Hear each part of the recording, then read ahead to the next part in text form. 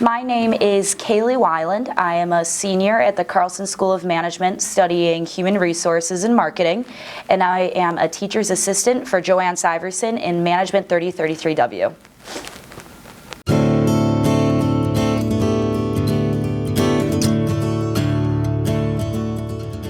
When it comes to maybe memos people do, and when they have just lots of sentences of important lists and things to write out, instead of making it very concise, they just have too much fluff words. Making it instead having maybe bullet points that is directly stating what needs to be completed, as well as headings of exactly the point you're trying to get across. The most important thing with business writing is being concise. The reader usually doesn't have the time to really go into in-depth of what is getting written. They want to get the point across very fast so they can be able to respond and get the message that is supposed to be conveyed. So a lot of things that students need to work on, when I usually realize, is just getting their point across as quickly and effectively as possible.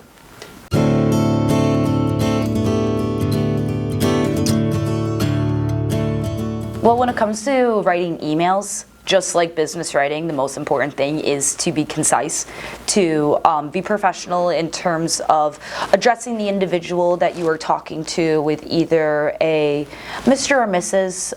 By maybe not a first name basis at first with their full name, and maybe with as the email back and forth process, you send more and more, you can eventually start to be a little bit less formal. But when it comes to maybe the first time you're reaching out, you want to keep it extremely structured but concise to get to your point. With an email subject line, you want it to be kind of overviewing the point you're trying to get across with the entire email, almost like a title of a book report, with something like that. Or if it's maybe a specific question you're asking, have it be like inquiry about certain topic or something like that. So then it's giving the reader the option to just see the subject, know what it's going to be about, get some insight on what they're exactly going to have to be addressing. So then it'll be not only easier for them to answer the question, but they'll be more willing to as well. So something simple and also does a really big overview of the topic that you're trying to discuss.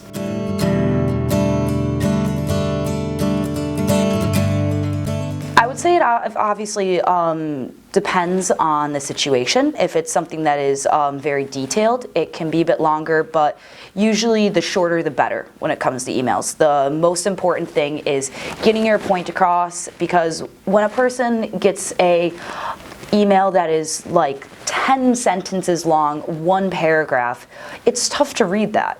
So instead, maybe making an email that is structured out a little bit differently, addresses the main points with then little sub-points beneath, it makes it a lot easier for this individual to understand what you're trying to get across. When it comes to business, you are trying to get the point across quickly. So either it be with numbered lists, maybe of certain things that need to be completed on a certain timeline, or it be bullet points with certain things that are essential to maybe include in a project, or things that need to be done within a group, things like that. Usually the shorter the bullet point, the better.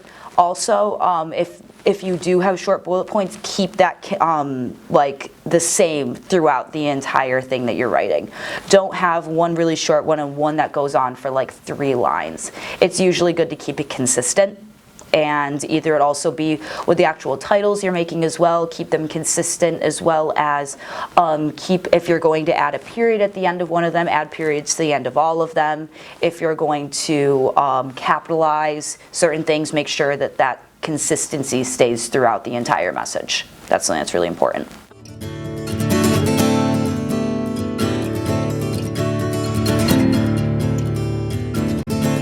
The The most important thing is to have the deadline be justified. You have to give a reason why you need this action to be completed by that time. If you are just giving them a deadline saying, oh, to have it done by this time would be really nice, it's not going to give them that motivation to complete it. If you're saying, I need this to be completed by this date because we are going to be going into a meeting within the next day, or just something where it's giving that actual receiver of the message a reason to know why it needs to be completed by a certain date. So once you actually have that justification, then it'll actually usually give a good result. But not being too pushy. Usually also saying, like, it's more of a suggested saying, like, I would appreciate this being done by this day, when, because if you're saying have it done, if you're maybe addressing a superior or someone that you don't know as well, that will be seen as kind of aggressive. The more important thing is to just have reason behind why you're asking for certain things. Oh, I'd say definitely give a sign off. A very common thing with a lot of people in business have with at the end of their emails, they actually have a signature, and that gives their name, their title, the organization they're a part of. And even with that, even if you have that at the end, it is still usually polite to sign off with your name, even if it's a very short email. Just saying, looking forward to hearing from you, hope you have a great rest of your week. It depends on what you are discussing, obviously, but it's usually good to end with your name. But as you continue talking back and forth, if you have had a chain of emails, maybe going back and forth like 3 or 4 times, eventually maybe you could take that off, but usually it's good to keep that on just in terms of being formal.